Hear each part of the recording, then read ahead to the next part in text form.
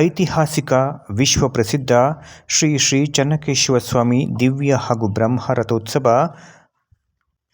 ಗುರುವಾರ ಬೆಳಗ್ಗೆ 11 ಗಂಟೆಯ ಸಮಯದಲ್ಲಿ ಅದ್ದೂರಿಯಾಗಿ ಜರುಗಿತು.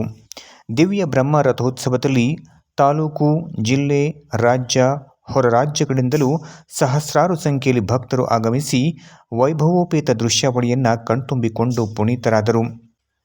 ಬೆಳಗ್ಗೆ 10:30ರಿಂದ 11 ಗಂಟೆವರೆಗಿನ ಮಿಥುನ ಲಗ್ನದಲ್ಲಿ ಜರುಗಿದ ಚೆನ್ನಕೇಶವ ಸ್ವಾಮಿ ರಥೋತ್ಸವದ ಸಡಗರ ಸಂಭ್ರಮ ಒಂದೆಡೆಯಾದರೆ, ಸ್ವಾಮಿಯವರ ಜಾತ್ರಾ ಮಹೋತ್ಸವ ವಿಧಿವಿಧಾನಗಳೊಂದಿಗೆ ಪ್ರತಿ ವರ್ಷದಂತೆ ರಾತ್ರಿ ವೇಳೆಯೂ ಶ್ರೀ ಅವರ 16 ಉತ್ಸವ ಸಂಪ್ರದಾಯಬದ್ಧವಾಗಿ ನೆರವೇರಿದವು. ಬೆಳಗ್ಗೆಯಿಂದಲೇ ದೇವಾಲಯದಲ್ಲಿ ಹಲವಾರು ಪೂಜಾ ವಿಧಿವಿಧಾನ ಪೂರೈಸಿ ಶ್ರೀ ಅವರ ಉತ್ಸವ ಮೂರ್ತಿಯನ್ನು ಪುಷ್ಪಾಲಂಕಾರಗಳಿಂದ ಅಲಂಕೃತಗೊಳಿಸಿ ದಿವ್ಯ ಬ್ರಹ್ಮರಥದಲ್ಲಿ ತಂದು ಕೂರಿಸಲಾಯಿತು.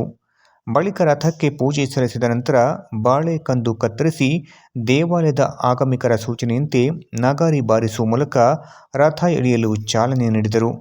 ಅಲ್ಲಿ ನೆರೆದಿದ್ದ ಸಹಸ್ರಾರು ಭಕ್ತಾದಿಗಳು ಗೋವಿಂದ ಗೋವಿಂದ ಎಂಬ ಜಯಘೋಷದ ಮೂಲಕ ಶ್ರೀ ಅವರ ದಿವ್ಯ ಬ್ರಹ್ಮರಥವನ್ನು ದೇವಾಲಯದ ಆಗ್ನೇಯ ಮೂಲೆ ಸಮೀಪವಿರುವ ರಂಗಮಂದಿರದ ಬಳಿ ಭಕ್ತರು ಎಳೆದು ತಂದು ತಮ್ಮ ಭಕ್ತಿ ಭಾವ ಅರ್ಪಿಸಿದರು.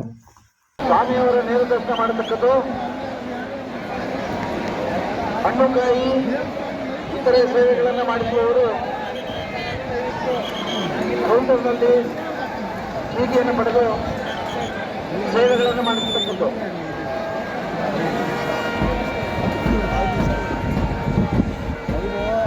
ಅನಂತ